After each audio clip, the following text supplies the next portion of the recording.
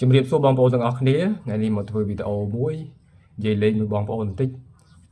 បាទវីដេអូចឹងមិនសូវបានធ្វើជាមួយបងប្អូនទេចាំតែបង្ហាញនៅក្បាច់គុណខ្លីៗនៅក្នុង page របស់ខ្ញុំ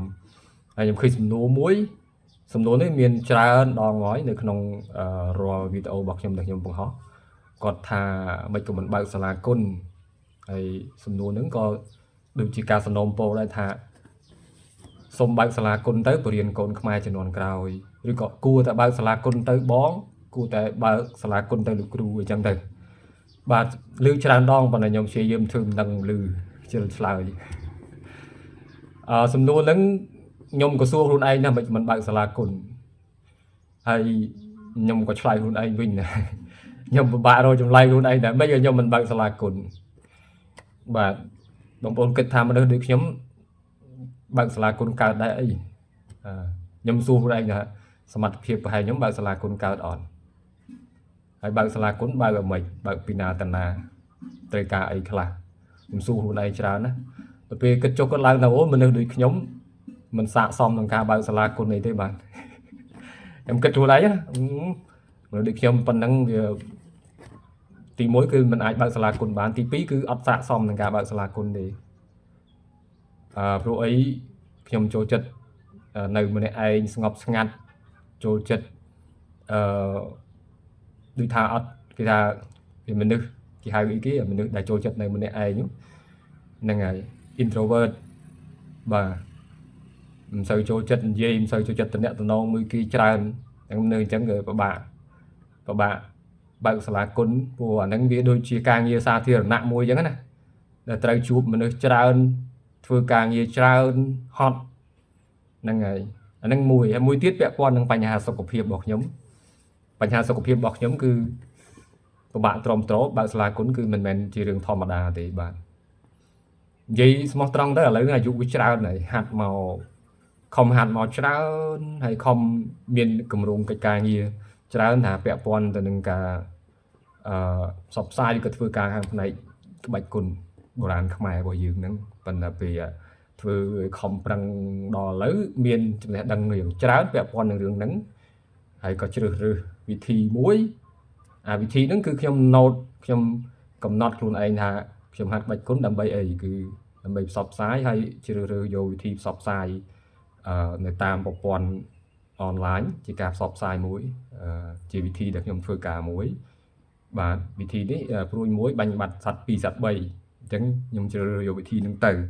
ហើយមកដល់ថ្ងៃនេះក៏ខំធ្វើការងារនឹងដែរប៉ុន្តែពេលដែលយើងចេះមកច្រើនទាំងអស់ទាំងយើងអាចមានសមត្ថភាពអាចផលិតជាវីដេអូជាភាពយន្តខ្នាតខ្លីខ្នាតវែងអីបានជាលក្ខណៈ action ជាលក្ខណៈក្បាច់គុណខំប្រឹងមកតែយើងអាចធ្វើបានឥឡូវខ្វះតែអ្នកដែលមានអ្នកបច្ចេកទេសឬក៏អ្នកដែលមានជំនាញផ្សេងទៀតបាទដោយទានផ្សេងទៀតយកមកយើងធ្វើការមួយគ្នាបានខ្វះតែប្រមាណជំនាញទៀតយកអាចធ្វើការមួយគ្នាបានហើយព្រោះយើងមានជំនាញក្បាច់គុណហើយនឹងជំនាញគំនិតក្នុងការផលិតជាវីដេអូលក្ខណៈក្បាច់គុណនឹងបានហើយអូខេប៉ុណ្ណឹងគេទុកថាបានចាប់ផ្ដើមបានណាប៉ុន្តែដល់ពេលវេលាដែលយើងអាចធ្វើបានស្រាប់តែយើងមានវ័យចាស់បាត់មានវ័យចាស់ហើយមានជំងឺទៀតហើយខ្ញុំស្គាល់បងប្រុសឌីសៅនៅអាមេរិកបងប្អូនស្គាល់គាត់ហើយគាត់បានហាត់រៀនច្រើនពីវីដេអូរបស់ខ្ញុំក៏បានតាក់ទងនិយាយគ្នាចែករំលែកបទពិសោធន៍គ្នាផ្ដល់ឲ្យគ្នាទៅវិញទៅមកនៅចំណេះដឹងពាក់ព័ន្ធនឹងក្បាច់គុណដែរជាពិសេសគឺក្បាច់គុណបុរាណខ្មែរយុទ្ធគុណខំពួកខ្ញុំគឺបានជួយគាត់ច្រើនគាត់បានរៀនសូត្រច្រើនដែរអញ្ចឹងយើងសប្បាយចិត្តដល់ពេលវេលាមួយដែលយើងមានសមត្ថភាពគ្រប់គ្រាន់ថាអាចធ្វើឲ្យខ្មែរយើងអាចមានដូចថាជួយមកផ្នែកទូចដើម្បីឲ្យយើងមានឈ្មោះនៅក្នុងភាពយន្តជាផ្សព្វផ្សាយជាលក្ខណៈភាពយន្តដើម្បីអាចប្រកួតប្រជែងមួយអន្តរជាតិស្រាប់ដល់ពេលវេលាមួយគឺពួកយើងចាស់អស់លីងចាស់អស់បាត់ហើយមានបញ្ហាសុខភាពទៀតដូចខ្ញុំមានជំងឺប្រចាំកាយដូចបងលីសៅគាត់មានជំងឺបញ្ហាឆ្អឹងតាគៀករបស់គាត់ត្រូវវះកាត់អញ្ចឹងក៏សមត្ថភាពទៅបង្ហាញក្បាច់គុណហ្នឹងវាថយចុះហ្នឹងហើយប៉ុន្តែពួកយើងនៅតែអាចបន្តទៅមុខបានប៉ុន្តែការបន្តហ្នឹងគឺពិបាកមែនទែនតែបើសិនជាក្មេងជំនាន់ក្រោយដូចថាស្ម័គ្រចិត្តឬក៏ខំប្រឹងលើជំនាញហ្នឹងដែរ បើសិនជាអាចតំណែងឬក៏ធ្វើការជាមួយឬក៏សួរតំណែងសួរមកពួកខ្ញុំជាមនុស្សចាស់ហ្នឹងអាចចូលផ្លូវបានលឿនសម្រាប់ចូលបង្ហាញចំណេះផ្ដល់ចំណេះដឹងចូលបង្ហាញផ្លូវអីបានលឿនជាងពួកយើងស្គាល់ផ្លូវថាត្រូវទៅមិនអីប៉ុន្តែគាត់ថាដល់ពេលវេលាមួយយើងចាស់បាត់ហើយអញ្ចឹងបើសិនជាបងប្អូនចង់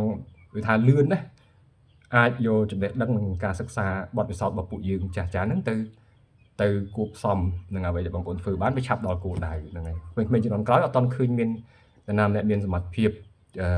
ដើរដល់កម្រិតមិនមើលងាយណាប៉ុន្តែមិនទាន់មានអ្នកណាមួយដែលលេចធ្លោដល់កម្រិតពួកខ្ញុំដែលយល់ដឹងអំពីភាពយន្តយល់ដឹងអំពីក្បាច់គុណនៅក្នុងភាពយន្តនៅឡើយទេមានកម្រិតនៅឡើយទេតែមិនមែនថាពួកខ្ញុំនឹងប្រកែអស្ចារ្យទេប៉ុន្តែយើងដឹងច្រើនហើយធ្លាប់បានធ្វើបានច្រើនបានច្រើនអីបានខ្លះបាទហ្នឹងហើយអញ្ចឹងអានឹងជាព័ត៌មានមួយដែលចែកជូនបងប្អូនចំនួនក្រោយអ្នកដែលស្រឡាញ់ក្បាច់គុណហើយចង់យកក្បាច់គុណដាក់ទៅក្នុងភាពយន្តបាទផ្សព្វផ្សាយទៅក្នុងជាលក្ខណៈភាពយន្តអញ្ចឹងណាបាទបងប្អូនអរគុណច្រើនហើយខ្ញុំសរុបចុងក្រោយមកគឺថាសម្រាប់ខ្ញុំគឺអត់មានបំណងចង់បើកសាលាគុណនេះទេបាទហ្នឹងហើយគាត់តែចង់ឥឡូវហ្នឹងដល់វ័យចាស់ហើយចង់រស់នៅស្ងប់ស្ងាត់នៅកន្លែងមួយធម្មតាហើយនឹងធ្វើការងារតាមប្រព័ន្ធអ៊ីនធឺណិតប៉ុណ្្នឹងហើយបាទអរគុណច្រើនហើយជម្រាបលាជួបគ្នាវីដេអូក្រោយខុសឆ្គងត្រង់ណានិយាយមិនគ្រប់គ្រាន់មិនពេញលេញឡើយណាសូមអធិស្ឋានឲ្យទៅទោសបាទជម្រាបលា